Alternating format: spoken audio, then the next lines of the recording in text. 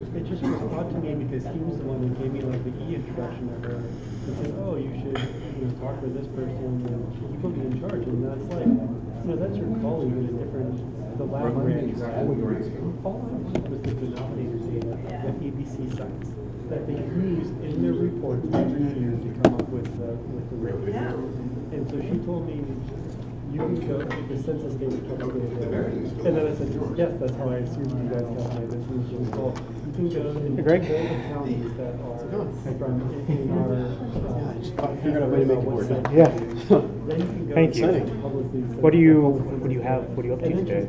Or like where are you coming from? Or but we do I had some more meetings this morning. complex, estimates. In finishing up a guide for field trips to Newfoundland. that's exciting. Brushing up my Ediacaran paleontology. So. Is it like in one of these like undergrad trips or? Yeah. Oh, that's so awesome. Yeah. Yeah. So I'm doing the Bonavista Peninsula stuff and brain geomorphs and Nice. half Did you do that last year? No. Okay. But it's really interesting actually looking at how some of these like early Russian fossils casts, are they just like microbial maps that were preserved strangely? Yeah. Are they decayed animal remains, or do they actually represent the morphology of the actual animal, which is weird? And talk about going on not a lot of information. Yeah. How do you what do you even can you do? What can you do? They do ecology now, so they look at like the distribution of the fossils. So if they're like tethered holdfast, there should be patterns of their distribution that have to do with feeding or dispersal patterns. That should be animals, but if they're microbial mats, they should be random or just based on preservation bias. So they can do like statistical models of the distributions and the preservation to determine. That's crazy, right? Hey Greg, how's it going? How are you? Just using ABC. So this is Contacting types, Yeah. TCB 13 types minus. So we're meeting minus 0 afterwards in here, or Yeah, it'll be a meeting. so the same room after? Yeah. The committee? Yes. Yeah, or I mean, we can also go over there. Okay. It's the summer, so I think everything's pretty sparse. We're simulcasting. Yeah, I'm live streaming for people who can't come. Very cool. Yeah.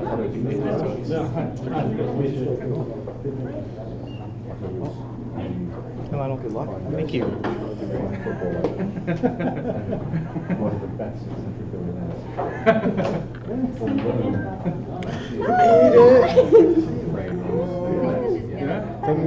Thank you for playing with me.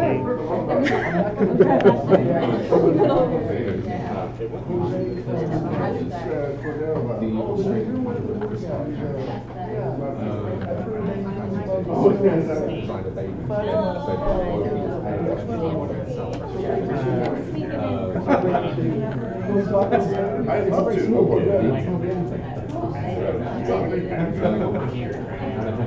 The whole thing actually won an award. One of the judges, Mr. Scraggy, said,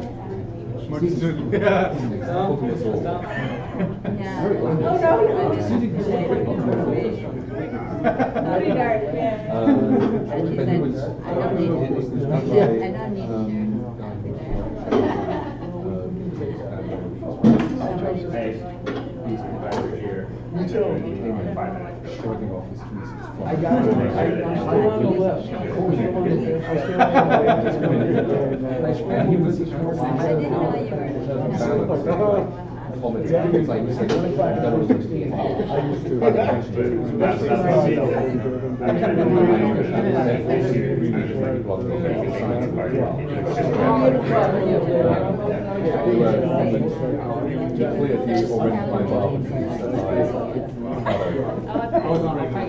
I can do better. I can do better. We can come in another outfit. Congratulations on your. Yeah. Well, I guess I couldn't say with you there. That was very personal. He would. I can't just do Michael playing. I played that like more emphasized version of himself. He's eccentric as it is. It's like I didn't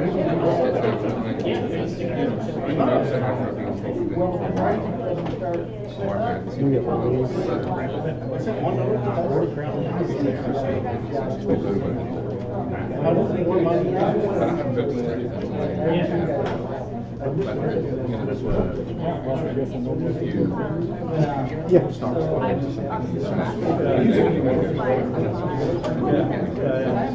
he does that.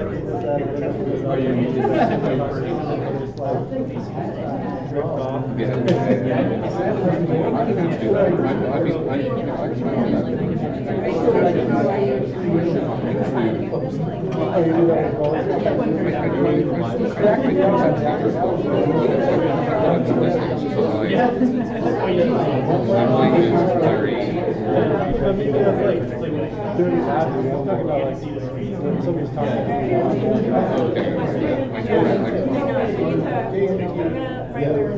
I may or may not have isolated something about it.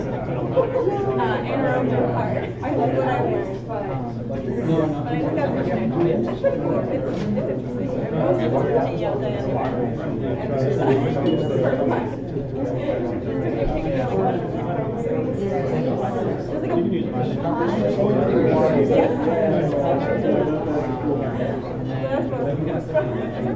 It's really fun. She's awesome. Good topic. Yeah, I can supply them too.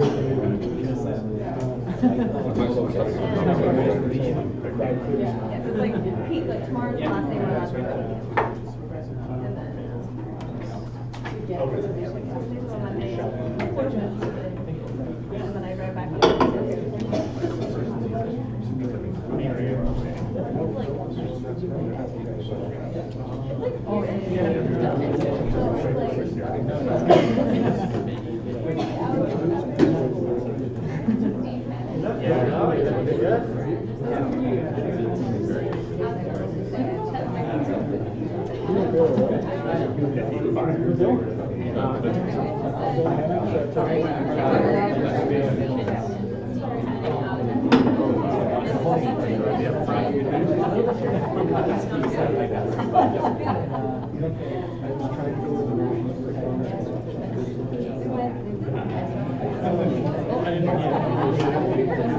You enjoy the rest of ASF?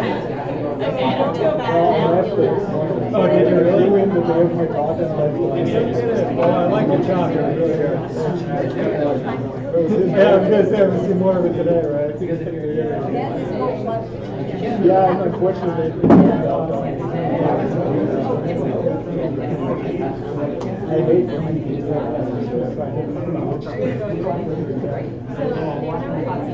I'm not just probably just necessary. Yeah, it's just, I don't know.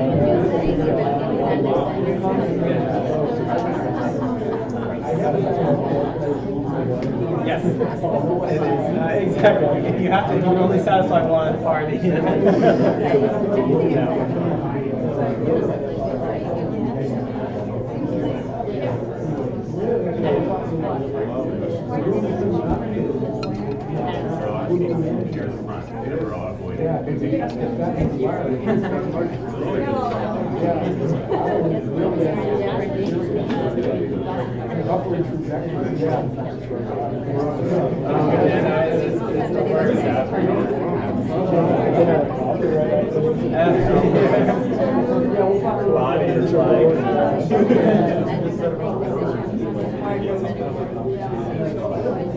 It's pretty humid outside. It's not that hot.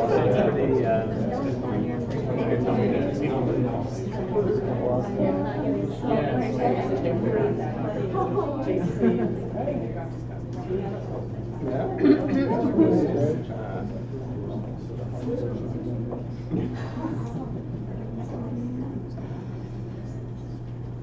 All right, for those of you who don't know, MIT always starts at 5 past, so you can still chat.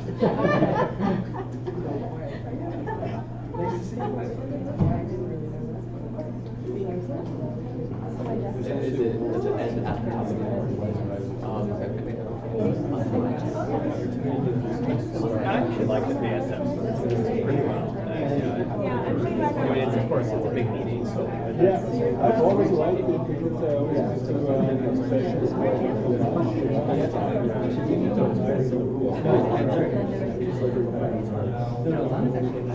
Then the posters I was going by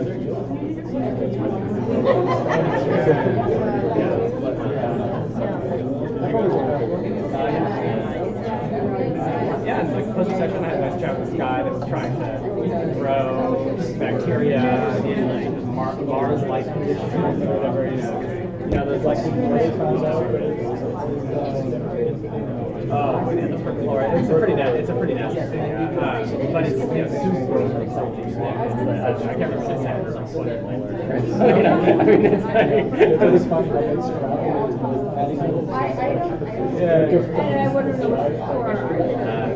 yeah, I don't know how they. Yeah, I don't know how they think they know whatever they know. But you know, I think it's fun to like have a chance to bounce back. Yeah, but he was growing these things that they're in a doubling time. So he has these growth curves.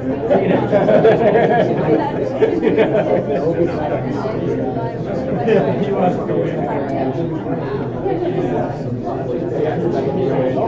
I know, yeah, exactly. Like, I was used to it. I feel like I'm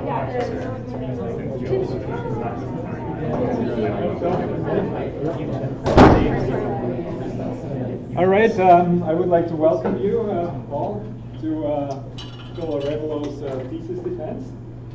Just a couple of procedural words, just to let you know how this is going to work. Phil is going to give a public presentation, at the end of which you will have the opportunity to ask some questions. Then we'll ask the audience to leave, and the committee will retreat with Phil to ask some additional questions. And then at 5 o'clock, is that right? 4. Oh, 4. Thank you.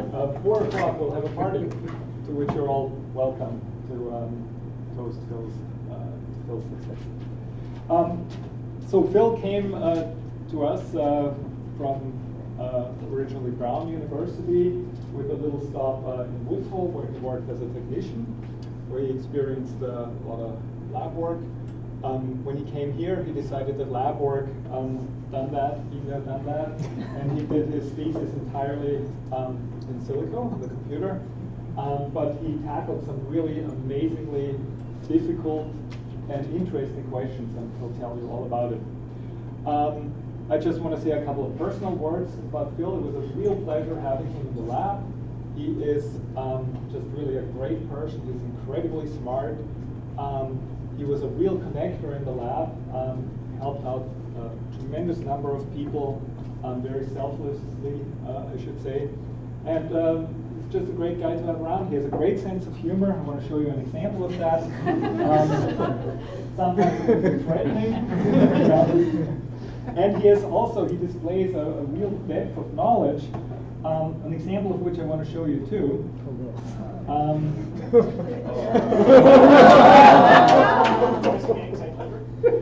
Jack and Pinkie Pie are two secret lines of this storyline. Well, what is My Little Pony?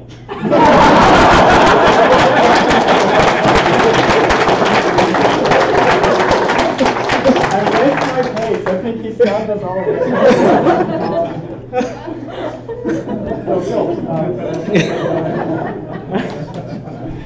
Oh my God. I like the look of your face of the other. I think Martin's been waiting for that for I don't know how long. Yeah, I was a little distraught this morning when I couldn't find What do you Joseph helped out. Yeah. All right. Okay, let's see here.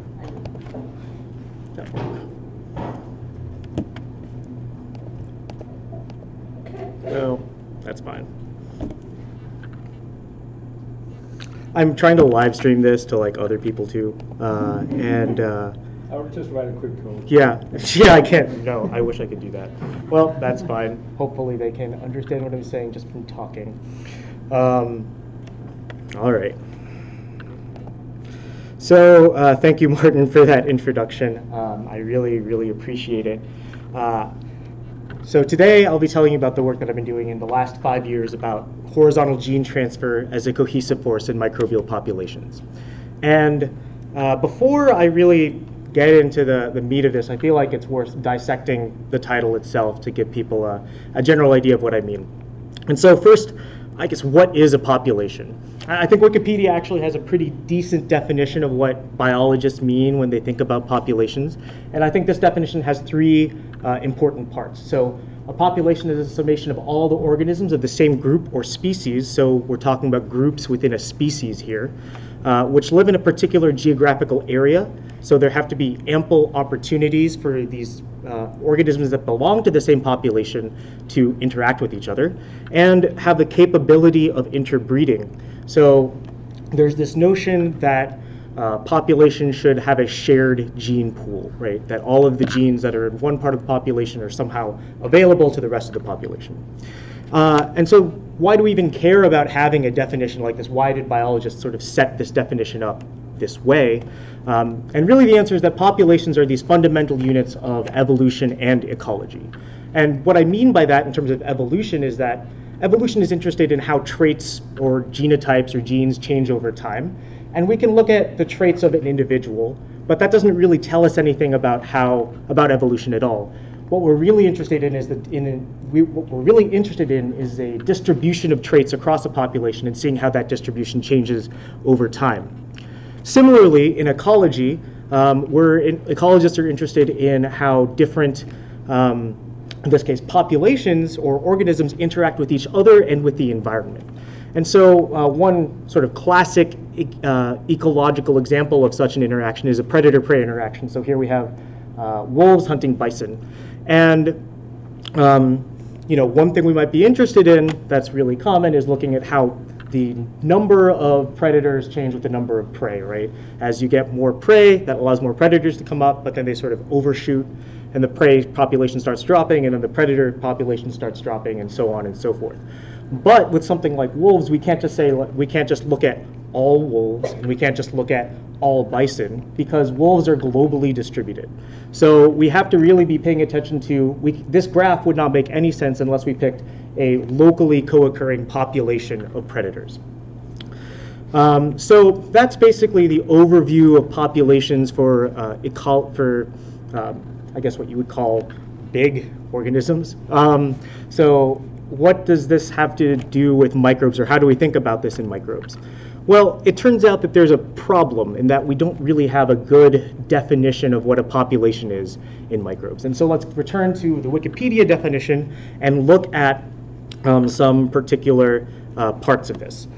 So the summation of all organisms in the same group or species, we don't really have a microbial species concept or an idea of what a microbial species really is, which live in a particular geographical area.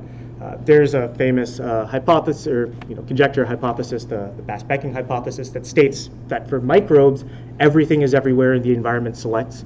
But what that really means for us is that it's not really clear what scale of geography really matters. What does it mean for bacteria or archaea or any microbe to co-occur or to be in the same geographical environment and have the capability of interbreeding?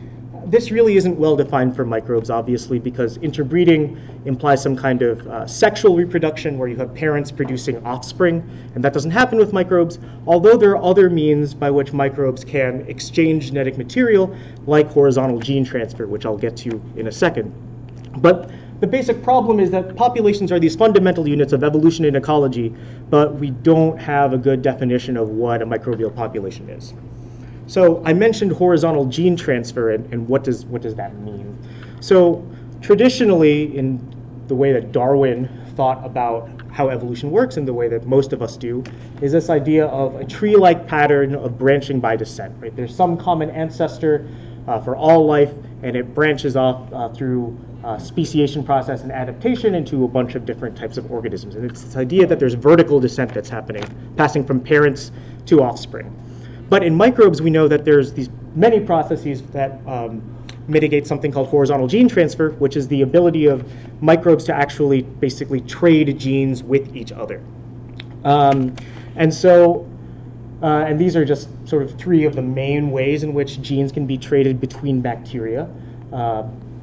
And what this means for our tree-like idea of how evolution looks is that, well, not only can microbes exchange genes between closely related guys, they can actually exchange genes across very large genetic distances. So two totally different microbes could, in principle, exchange a gene. And so instead of this nice tree-like branching process, you get this more reticulated kind of tree of life. And that's confusing, right? Like that's confusing in terms of if microbes can exchange genes across large distances, how can cohesive populations ever really form? So the main question that I tackle in my thesis, if I were to sort of frame it in one particular way, is to ask how does HGT actually affect evolution within microbial populations? And I'll tell you two stories.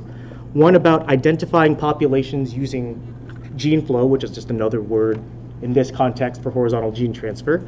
I'll tell you a little bit about the limits of microbial classification, or the way we think about grouping microbes and how that's not really conducive to this population-based approach that we want of an ecologically cohesive group of organisms. I'm going to tell you about a method that I've developed to measure recent horizontal gene transfer between genomes, about analyzing gene flow networks to actually identify and define what a population is. So hopefully that will all make sense by the end of this talk, but that's just a little roadmap for where we're going. And the second thing, or the second part of the talk, is going to focus on horizontal gene transfer in a very specific context as the driver of what's called an adaptive radiation, where one common ancestor diversifies into a bunch of different types or species or of organisms that can exploit different resources. And so I'll tell you about the particular resource that we were interested in, which is microbial carbon sources or sugars in the ocean. Then I'll tell you specifically about this horizontal gene transfer driven adaptive radiation. And then importantly, we have all these types, but we were also able to really dig deep and find out what the physiological and ecological consequences of this diversity actually were. So the first thing is to talk about the limits of microbial classification. And one could talk for a very long time about this, so I'm just going to try to illustrate this with an example. All right. So let's all imagine that we are comically large aliens. And microbes are about 10 to the negative 6 meters in terms of their length scale. So let's imagine there's an alien that's 1,000,000 times bigger than you are. And it comes across the Earth and wants to know about the things that are living on the Earth. And to it, the Earth is just like this large rock. And it might ask the question, okay, I can sample some living things off of the Earth and try to grow them and try to figure some stuff out. But maybe one thing that I want to make sure that I'm looking for these ecological, populations or cohesive units. So I'm going to try to sample from some area where everything looks homogeneous and the same. Right? And so to an alien looking at the Earth like this, you might say, oh, okay, this green patch in Africa is this little patch of environment where everything looks the same. And of course, we know that there's lots of heterogeneity across like the middle of equatorial Africa. But maybe as a large alien, you might think that all looks the same to you. And so you can go and you can sample some stuff and you can take some pictures, right? You can take some false color photon macrographs of what you might find. And you might find what we know as humans and chimpanzees, two definitely different species. But in the absence of a species concept or any sort of way of defining why these two things are different, you might just try to grow them in a bunch of different conditions and see what might be differentiating them. So you might say, okay, well, it turns out they have a humanoid shape. They both have a humanoid shape. That seems fair. They both can eat a lot of different carbon sources. Seems also fair. Then you try to grow them without oxygen. Oh, they die, so they're obligate arrows. And then you also try to grow them without some other stuff. You keep on trying like different organic compounds to see what they absolutely need. And you notice that they need L-ascorbic acid, which is vitamin C. So if they don't have vitamin C, they start like bleeding and it's really weird. And then you also notice something really interesting. They're both motile. They can both move. And then you also realized in your attempt to classify everything on Earth, you found this one polysaccharide, this thing called chitin, that seems to, like, a bunch of stuff has chitin on its outside and a bunch of stuff doesn't. And so you see if these guys have chitin on their outside, and you find that they are indeed chitin negative. And so, this is sort of a silly example, right? But this is really, in the early days of microbiology especially, this is how we tried to classify different types of microbes. And just as an example, here's E. coli, right? Like the most studied organism probably on the planet. And it's, the Wikipedia definition says it's gram-negative, facultatively anaerobic, rod-shaped, coliform bacteria. So there's obviously a lot of diversity within E. coli, and we've since found that there's probably some population structure, but this is basically what we're going off of in microbiology. And then you might say, okay, Phil, that was great. There were lots of phenotypic differences that you sort of pointed out, but we have the ability to sequence DNA, right? We could look at genetic similarity perhaps as a way of separating or figuring out whether humans are different from chimpanzees or different microbes are really different ecologically cohesive units. But it turns out that the genetic identity doesn't guarantee genomic similarity or even ecological similarity. And what I mean by this is that in microbiology, we often take some particular gene of interest and we look at how different it is between different organisms. So you might say, all right, this gene that codes for ribosomal RNA in this organism is 99 or identical to this same gene in another organism. So you might say they're the same. Unfortunately, even organisms with identical marker genes have these really big differences. So this was a study of some Vibrio, one kind of bacteria, and this is just a family tree of one particular gene. And you can see up here basically that there are these pairs of isolates that are identical in this particular marker gene. It's HSP60. But if you look at the genome size of these different pairs, you'll notice that some of these pairs have drastically different genome sizes. So these two, for instance, have a difference of about 1 megabase. So that's like 1 million base pairs of information that one has that the other doesn't. So it seems like it would stretch credibility to say that these two are really the same organism if one has so much more genetic information and so much more genetic capability in what it might be able to do. To drive this home even more, we can look at stuff from this great work from Penny Chisholm's lab across the hall and see that again, we're looking at a particular marker gene, and I just want you to pay attention to these two isolates over here. You notice that they're almost identical in this particular marker gene, but when you go sample and see where they are in the actual environment, so this is Prochlorococcus, which is a cyanobacterium that's globally distributed, the most abundant photosynthetic cell on Earth, you can find that they actually have different global distributions. So here red just means there's a lot of them, and you can see that this strain, this 9312, is distributed or seems to have like a lot of density over here, whereas this one seems to really have its most density on the borders on either side. So again, these similar marker genes don't guarantee anything about where you're even going to find these guys in the environment. And moreover, again, with the genomic similarity, these differences really manifest in the genome. So both of these two strains have regions of the genome that are really unique to either one of them. And it's horizontal gene transfer that might actually drive these types of differences, right? That the genes that are private to one group come in through horizontal gene transfer to that group.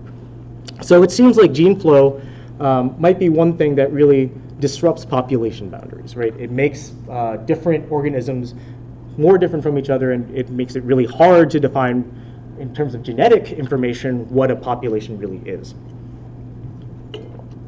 But it does turn out that gene flow, or horizontal gene transfer, actually might be able to help us define populations because of two particular observations. And that's that gene flow scales with both genetic and ecological similarity.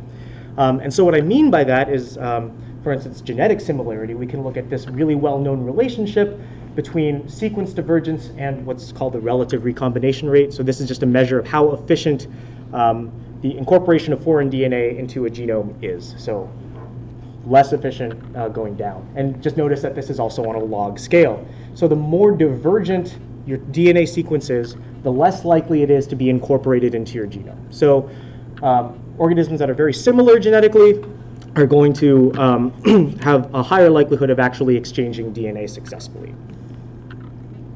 And in terms of ecological similarity, There's a bunch of different sort of ways to look at this, but I particularly like this work from Chris Smiley and Eric Alm's group, which was showing for a particular measure of horizontal gene transfer here on the y-axis, that more horizontal gene transfer occurs for pairs of organisms that share ecology, right? So we're just looking at this little white region here. So if two microbes are isolated from the same body site, they have more horizontal gene transfer than if they were isolated from different body sites. And importantly, this is an effect that seems somehow independent of this relationship over here, because no matter what distance that, no matter what the genetic distance is, it seems to always be the case that you'll have more horizontal gene transfer between organisms that share ecology somehow. And that makes sense. If you're actually encountering organisms, you're more likely to share genes with them. So what this meant for me was that if there were a way to measure horizontal gene transfer between pairs of genomes, and I could make this whole network of horizontal gene transfer, clusters in that network should actually correspond to populations. So here what I'm showing you is just a schematic of different types of genomes you might find, where the shape indicates genetic similarity and the color represents ecological similarity. And so organisms that are genetically and ecologically the most similar will have the most amount of horizontal gene transfer, as indicated by the sort of thickness of this arrow. And organisms that are genetically and ecologically different from each other should have very little or maybe even no horizontal gene transfer between them. And so the idea is, if I could just make this network, clusters should really correspond to these ecologically and genetically cohesive groups that I'm interested in finding in the first place. So there's two questions that arise from this. One is, how do we measure recent gene flow?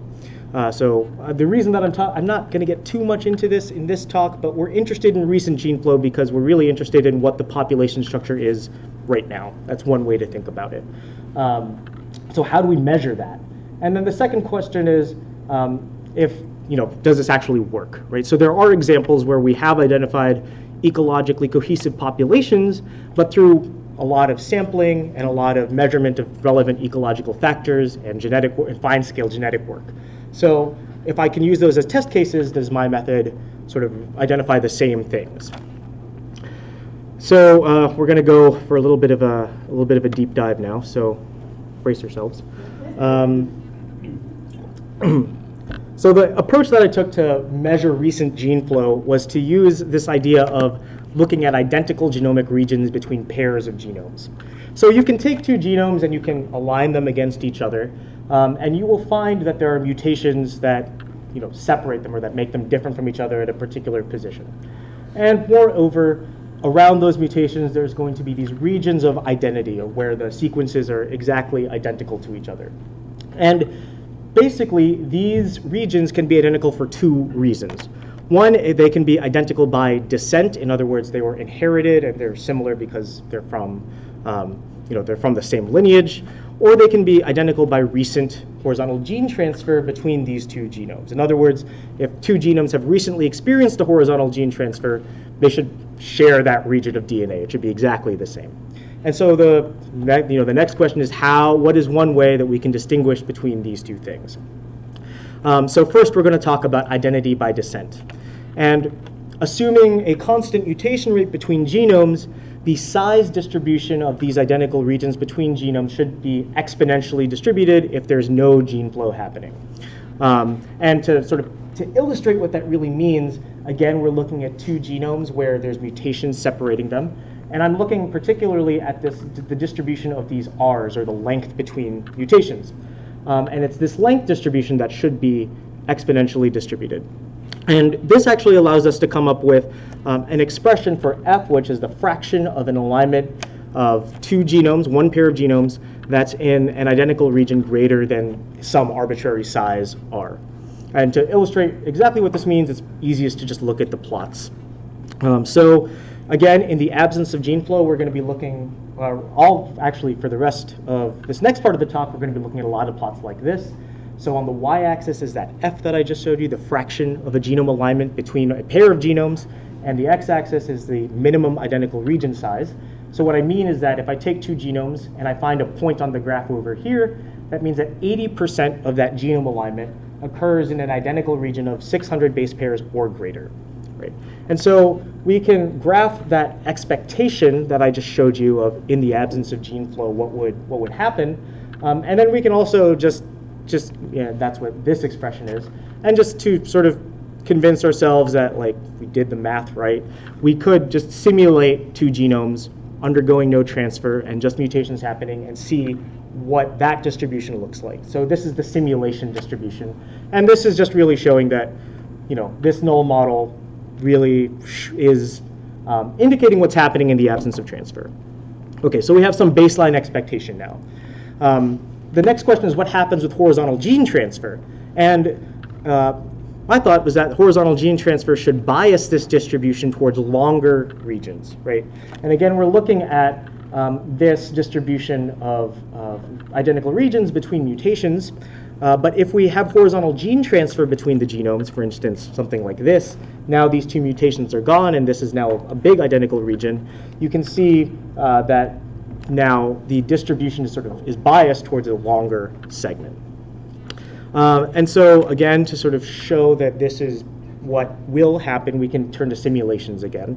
And so what you're seeing here are 3 or 4 different plots, one up here which is no transfer, and each of these an increasing amount of transfer, right?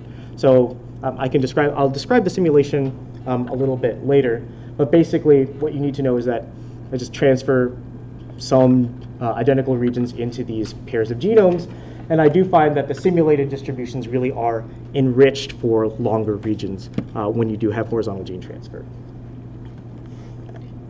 So that's great, that's some simulations, but the real question is, do real data actually follow this pattern? And to look at this, what I'm going to show you today are 2 case examples, I guess, of one of Buchnera aphidicola, which is a microbe that is an obligate intracellular parasite.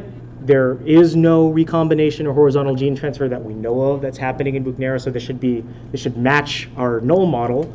And then Vibrio cyclotrophicus, which is a different species of bacteria that we know is undergoing a lot of horizontal gene transfer. So we should see this enrichment in this case. So in Buchnera, so here's an aphid, I like aphids, the distribution of identical regions really does match the null model. So again, here's this null model that I've been talking about in gray, and if we look at the real observed data between one particular pair of Buchnera, it fits really nicely. And this is one pair of genomes, but this is true for basically all of the genomes that I ended up looking at. So that's great. And one question you might have is, is there some measure we can have how different these 2 distributions are, the observed versus the expected? And we can look at the difference between these, which I'm going to now call like the length bias, or how biased the observed distribution is towards longer regions, by just taking the sum squared difference between the observed and expected curves. And in this case, the length bias is 0.72. It's pretty small. So if it were 0, then it would match the null model exactly. So then the question is, what happens in Vibrio cyclotrophicus, which is a recombinogenic microbe, or one that undergoes a lot of horizontal gene transfer, and the observed distribution is well enriched above our null expectation. And in fact, the length bias is a lot bigger. So in that other case, that was 0.72. Here, it's about 1,700. So it's 3 orders of magnitude more. So I guess the last thing you might ask is to return to simulations and say, okay, you see that the observed distribution in recombinogenic microbes is biased in this way, but is this really, can this conceivably be due to horizontal gene transfer? Could it be something else?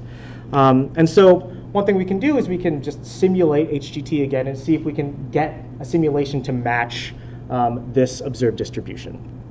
And here, to be more explicit about what actually happened in the simulations, I initialized 2 genomes with some number of mutations between them, and I can transfer in an arbitrary number of identical segments. In this case, and these are the, in this case it's only 2, but you can pick any number you want.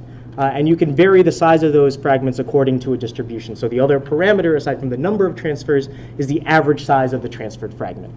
And so you can vary those 2 parameters and see what actually fits well. So here, now you're just looking at the orange is the observed data between these 2 recombinogenic microbes, and the blue is the density of the simulation for this particular set of parameters. So this is just to illustrate that, yes, there's some set of parameters that seems to fit this pretty well, giving us some confidence that this, this length bias that we're observing in these distributions is really corresponding to the amount of horizontal gene transfer between genomes. And so basically, bottom line of all of this is that what I'm going to do going forward is use this length bias as the edge weight in these networks of horizontal gene transfer. So this is really the measure of these, this is really the magnitude of these arrows that you're seeing here. All right, so this is using the length bias to measure horizontal gene transfer, and now we're going to look at these test cases to see if this is what really happens. And the three test cases we're going to look at are the Vibrio, which is what the Pulse Lab deals a lot with, Sulfolobus, which is an archaean, and Prochlorococcus, which is, as I mentioned before, a cyanobacterium that the Chisholm Lab studies. And importantly, these three cases, as I'm about to illustrate, really are the three best cases, I think, of really finding ecologically cohesive populations. So the way that this was done before in the Vibrio is that there are like over 1,000 strains that were collected about 10 years ago, and there was a particular two types of ecological information were collected with them. One was this size fraction. So what actually happened was they took seawater, they filtered it sequentially through a bunch of different filters and isolated bacteria from each of the different filtration steps. And so that's what's indicated by these colors here.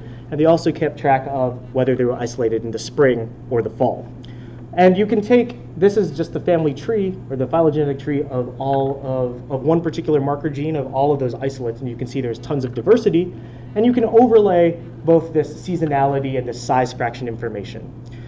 So that's not great yet because it's sort of hard to still figure out which one of these groups is really ecologically cohesive, but you can apply a maximum likelihood model to infer basically infer which of these clades consist of an ecologically cohesive group. And that's what we did, and it did turn out that this method worked really well for us. And we've since confirmed through a lot of different studies that these really do represent ecologically cohesive populations. And so this is like my version of that tree. And what I'm showing you here is just a slightly different family tree, but still colored by those populations we identified before. And also interestingly, I've included a bunch of isolates where we don't know what the population is. So I'm sort of testing two things. One, to see if we can assign unknown genomes into a particular population, and two, whether populations I find really match this. So if we look at the raw network, I thought this was super striking. Each of these, so the raw network, this network is, each node is a genome, right? And it's colored by whether it has a particular population. And the edges are that measure of horizontal gene transfer. So if there's no edge, that means I didn't measure any horizontal gene transfer between genomes. And we can see that these individual clusters that come out correspond super well to the previously identified populations. And we do indeed lump in some of our unknowns into some of these previous populations. But you might notice a couple of weird things, and one sticks out in particular, is this purple population, the Brioganii. At least one of its members seems connected by gene flow to this other population, the F13. So what we can do is actually apply a standard network clustering algorithm to see whether there's more substructure within this network. And if we do that to this network, everything stays the same except for these three examples. So here we identify a little more substructure in Vibrio splendidus. Here, the Brioganii do split off from the F13, but there's even more substructure that we observe. And interestingly, and this is the thing that gives us confidence that this substructure is somehow real, is the Vibrio cyclotrophicus splits up. And through a lot of previous work, we basically know that Vibrio cyclotrophicus is composed of at least two different subpopulations that are specialized to either sort of more free-living lifestyle or a more particle-attached lifestyle. And these clusters seem to correspond well to that previously observed split. So there's sort of three clusters that we observed here. So that's the Vibrio, and that's like super cool. because there's no ecology that was actually put into this. This is just from the genomic information. We're going to see sort of a very similar story. Now this is the sulfolobus, which is an Archean, and this is work from Rachel Whitaker's group, where they were able to find so they isolated all of these sulfolobus, these 12 different strains from the same hot spring, and they found differences in the amount of recombination between at least two groups, this blue group and this red group. And indeed, this actually corresponded to a relevant physiological characteristic, growth rate. So the red group seems to grow faster than the blue group. And if we do the same thing and we look at the network, in this case, the initial network is all completely connected. But if we apply this clustering algorithm, we get back the red population and the blue population. And then finally, with the Prochlorococcus, this is a very interesting case because this was actually from single-cell genomes, so not from isolates, but from 96 single-cell genomes, in particular of this cluster here. So what you're seeing here is like a heat map of the similarity or difference in a particular marker gene. So blue means that two strains are more and more similar, so you can observe clusters. So there's this one cluster here that are very similar in this particular marker gene, ITSR-RNA. And they were able to, looking at whole genome sequences and looking at the sort of differences in distribution across different seasons, identify different subclusters within this main cluster over here. And again, we can do the same thing. We can look at the initial network, which already, of horizontal gene transfer, that already shows a lot of structure that's similar to what was previously predicted. And indeed, if we run the clustering algorithm, we get back out the predicted clusters exactly. So do clusters correspond to previously identified ecological populations? The answer is yes, at least for these three particular cases of Vibrio, Sulfolobus, and Prochlorococcus. So just to recap, what I've done is told you a little bit about how current classification methods really lack ecologically relevant resolution to find cohesive populations. I've told you about this length bias method of measuring recent horizontal gene transfer, and I've told you about how clusters and gene flow networks really correspond to previously identified ecological populations. And then you might ask, okay, we've identified populations, but what can we do next? And what we can do is, in particular, I'm going to show you in the next chapter with the Vibrio, is once we have populations, we can actually try to figure out what it is that makes them different from each other, which is the real interesting question. Why are these populations different ecologically cohesive units? And so that's really the story about HGT as this driver of an adaptive radiation. And this is work that I did with, actually it's funny, this started off as a side project and ended up a chapter of my thesis, which happens more often than you would think. And this is work that I did with Jan Hendrik and Minoshi. So Jan Hendrik was a postdoc in the lab. Minoshi is now in the Cordero lab. And yeah, so let's just jump right into it. So the first thing I'll tell you about is the resource that we're interested in here. And it's algae, right? So there's lots of algae in the ocean, and algae produce a bunch of different sugars, a bunch of different types of polysaccharides. And in addition, microbes have evolved a lot of different specific enzymatic tools to eat them. So for each one of these particular sugars that occurs in seaweed, there's a particular class of enzymes that has evolved to degrade it, right? And so the particular sugar that we'll be looking at is alginate today. And why alginate? Well, alginate can exist in a variety of physical forms, from very big, so this is very big polysaccharide gels, so these are a bunch of alginate molecules that are all intertwined and not dissolved in the seawater, all the way down to like little oligomers, little tiny chains, to the monomers that make up alginate. And the question is, you can look at the genomes of these organisms and find the enzymes that are responsible for degrading alginate. But are all microbes that possess alginate-degrading enzymes ecologically equivalent? It's not clear that that should be the case necessarily. So that's the main question. And again, going back to the other part of the title with this adaptive radiations and just driving this point home, we know that adaptive radiations are this key process of diversification in multicellular organisms. I think Darwin's finches is like the most well-cited example of this, where there was some ancestral finch that evolved into a bunch of different types on Galapagos to exploit different food sources. And the main phenotype that you see that differentiates them is the beak type.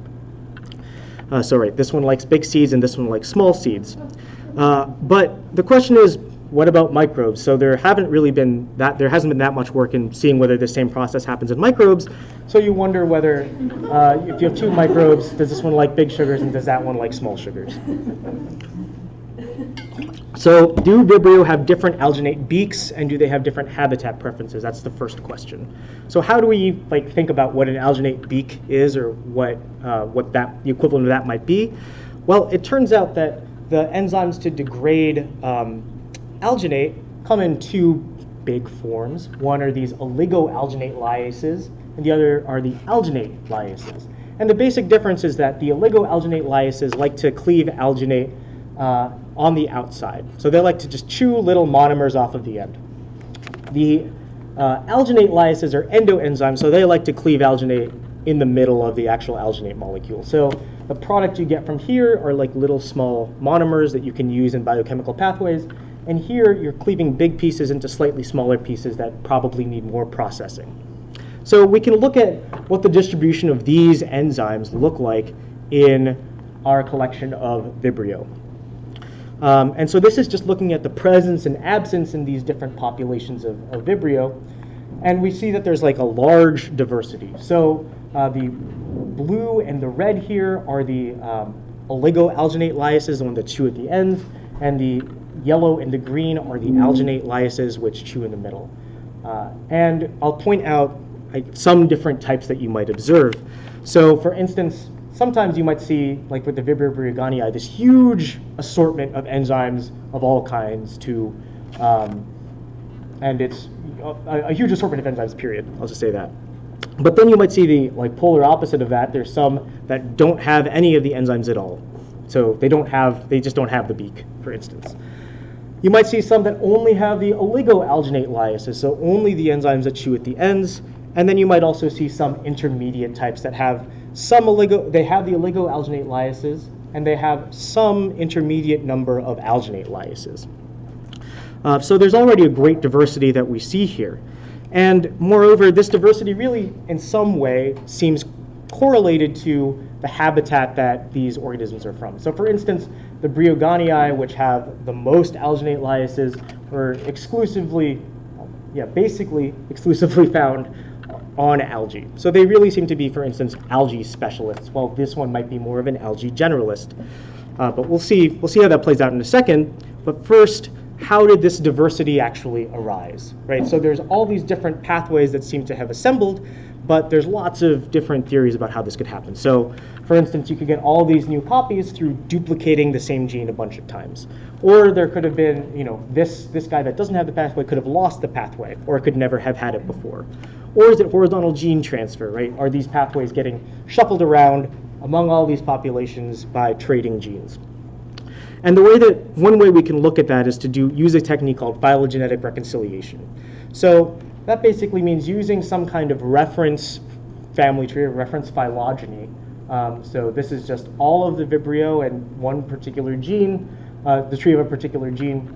And we can look at that tree and look at the tree of the gene that we're interested in this case, the alginate lyases, and we can ask, all right, and this tree is different from this tree, and we can ask, all right, how many losses or duplications or transfers do we need to go from this tree to this tree? And this is an approach that was developed in the Alm Lab. This is called Angst, is the particular tool that we used. And so the idea is just to say, what is the least number of losses and duplications and transfers that I need to go from this reference tree to the gene tree that I see? And what we find is that this diversification was largely driven by horizontal gene transfer. So here I'm just showing, again, a different version of the family tree of these Vibrio, and the arrows represent a particular gene getting transferred. The open circles are losses. The stars are acquisitions, so the gene was transferred in from something that isn't Vibrio. And and then this double square thing is a duplication. And what you'll notice is that the first thing, you don't have to look at this in detail, but the point is that there's lots of transfer. It's like a ton of transfer. And the second thing is that there's only 2 duplications. So the model, or the big model for how you would get this expansion of a pathway in anything was really by gene duplication. So this is a case where it's not gene duplication that's driving pathway expansion, it's horizontal gene transfer. And this really emphasizes that the pathway was assembled piece by piece and not as a single acquisition. Because we would expect that if it were a single acquisition, the origin of all these genes would be like in the same place in this phylogeny, and it's not. It's all over the place where these genes were acquired from the outside. So how does this relate to physiology and ecology? Well, one question you might ask is there's a very big difference in the number of alginate lyases that were observed. Does that actually affect the ability of an organism to degrade alginate faster? And yes, it does. So the number of alginate lyases you have predicts pretty well how fast you are able to degrade alginate. And this copy number increase, again, I want to emphasize, is brought about by HGT and not by duplication. The other finding is that populations have preferences for particular physical forms of alginate. So what we can do is we can grow all of these isolates up in different conditions. So what you're seeing here on the y-axis is just the growth rate. Each of the boxes represents a different population.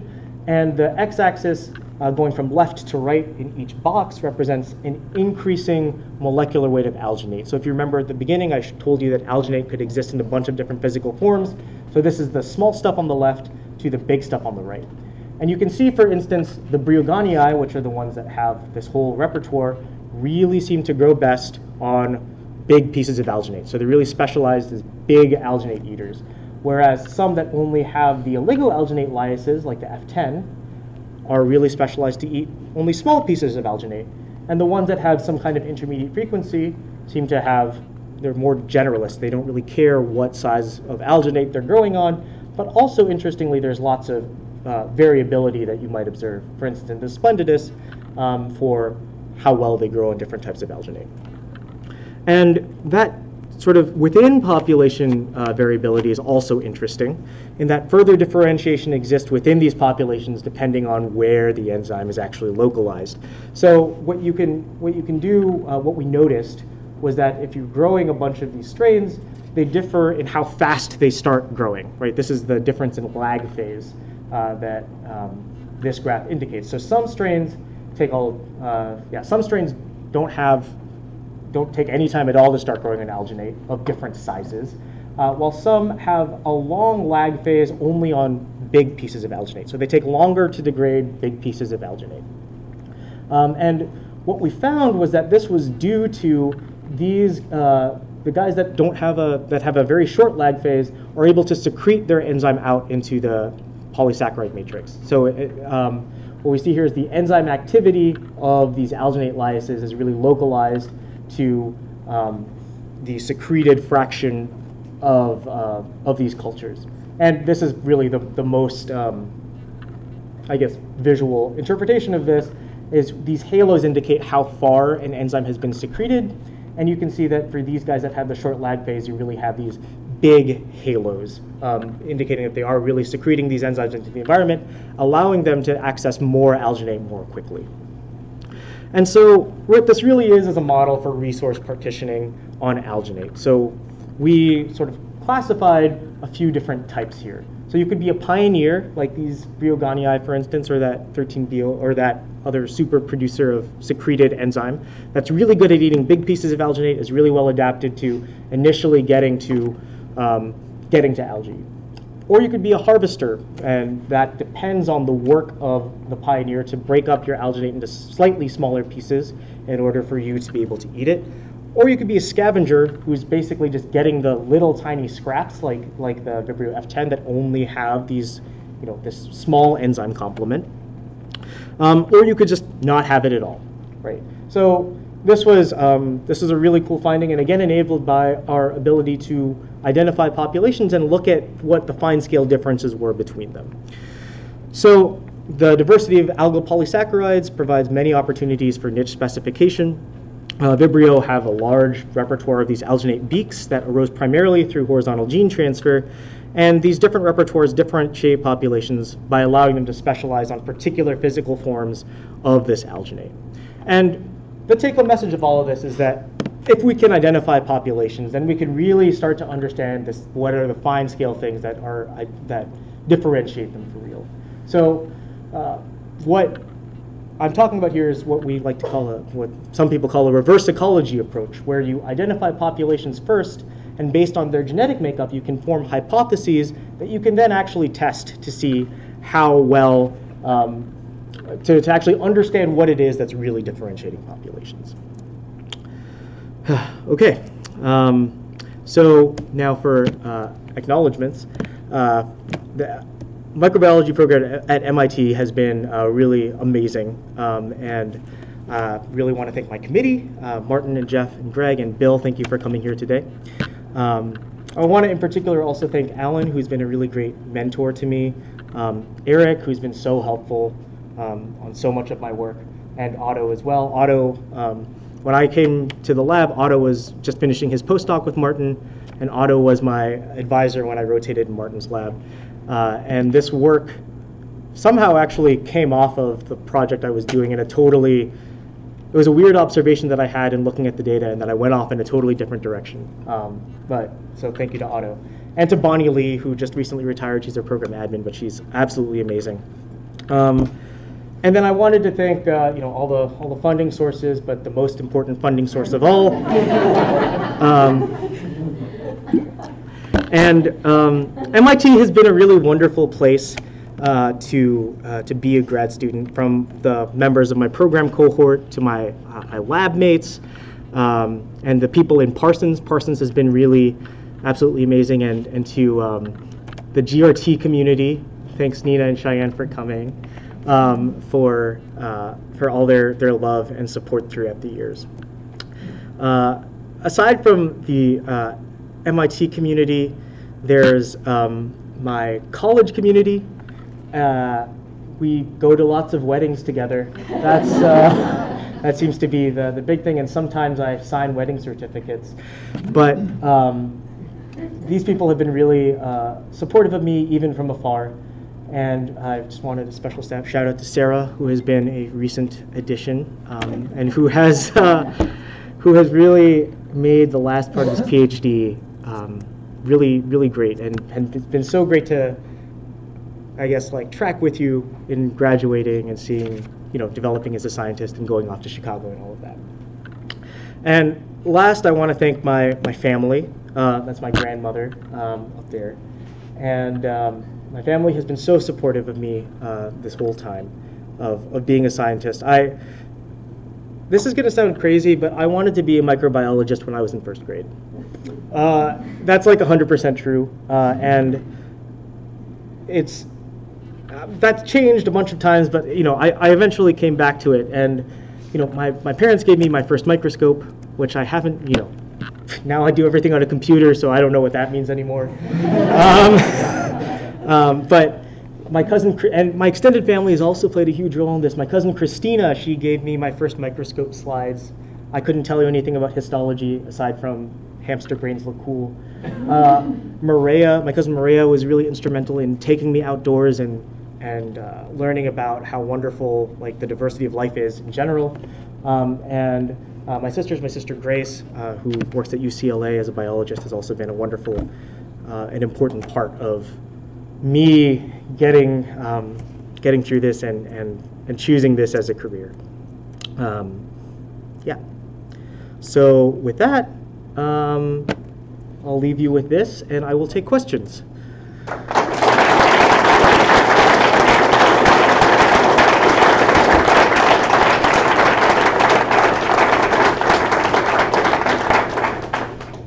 We can take a few questions. Yo. That was amazing, Bill. Thanks. So I was thinking, so for the sulfur levels, there is, if I remember correctly, there are populations that have been isolated for I don't know how long. One in Iceland, I believe, and Yes. one in Russia. So presumably they are not recombined. And so a case like that, if you would compare genomes from different places, do you get back the exponential? Yeah, so I think that that's actually a really interesting question, and I think I hadn't thought about this, but I think sulfolobus would be a really good system to do that because you'd be very sure that there hadn't been any recent recombination between them. But I'm trying to think of the closest thing we have to that is looking at an independent measure of horizontal gene transfer. So I don't know whether you remember from Jesse's paper, there was that difference between chromosome 1 and chromosome 2, and chromosome 2 had recently swept one population, but not the other. And if you actually look at, you don't get quite an exponential back in the case where they haven't recently recombined, but it's closer to an exponential than the ones that have recently recombined. So there's a question about like what is the time scale of decay, which I don't know the answer of. Yeah. Yep. Well, thanks for that talk as well. I guess my question is about the distribution of identical fragments as well. Yep. And since you've thought a lot about this, I just wanted to see like what would you expect to happen to that curve given, let's say, for one thing, differences in rates of recombination within populations, the types of recombination, whether it's transformation or transduction or one of the other methods. Yeah. And then like fragment sizes, whether you have multiple small things or one large things, and within that like gains or losses of genes that may be occurring, and how that all kind of, that was a lot packed in there. So one question, but yeah. just kind of like how those different things change that curve. Yeah, so I think we have some idea. So in the I guess the simulations actually give the best idea of how those things change. So it actually turns out, so one important thing is that the average fragment size has to be big enough to like take out 2 mutations on average for you to see anything, right? Or else you're just sort of changing the effective measure divergence. So the 2 genomes have to be diverged enough.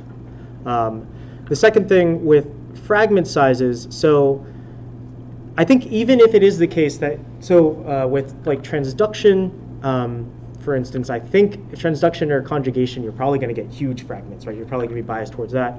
But I think that for things like homologous, for transformation, you might get a lot more smaller fragments. But if the frequency of transfer is high enough, because the genome is finite, this is one weird thing that you can't really get from, that's hard to analyze about the exponential, which is why I couldn't come up with an analytical solution, is that you get overlapping fragments. And so there's some effective transfer size that is not necessarily the same as the simulated transfer size. So I think that if you get more transfers of short fragments, that just looks like, that can look like fewer transfers of big fragments. Yeah. Yep. Perhaps a practical question, but as you start to think about applying your population identification method for hypothesis generation and discovery, is the current state of that method just kind of a bunch of scripts buried on Phil's hard drive, or is it something that you're going to try and package so that somebody can actually take this tool or this method and say, hey, what if I look at these genomes from my environment? Yeah. So Joseph and Dave and I have been working on doing this. The thing I didn't tell you is that we actually have, so there will be a package, number one. And number two, in addition to what I just showed you, part of that package will be identifying putative recent sweeps in the core and flexible genome to give you a sort of shortened gene list that might be able to tell you something about what the relevant ecological factors are. Yeah, and so that's work that Joseph and Dave have been helping me a lot with in this last few months. Yep. Last question, perhaps? Maybe extending off of there, is there a case where there's a compelling need to find the ecological differentiation in a situation where maybe it's hard to culture, but it's easy to sequence? Yeah, that's actually a good question. I don't know of one. I'm trying to think of something where it's hard to culture, so you could do like single cell genomics to try to suss something out. I mean, the sexy answer is always the human microbiome. But for something more specific, I don't know. All right, let's thank you.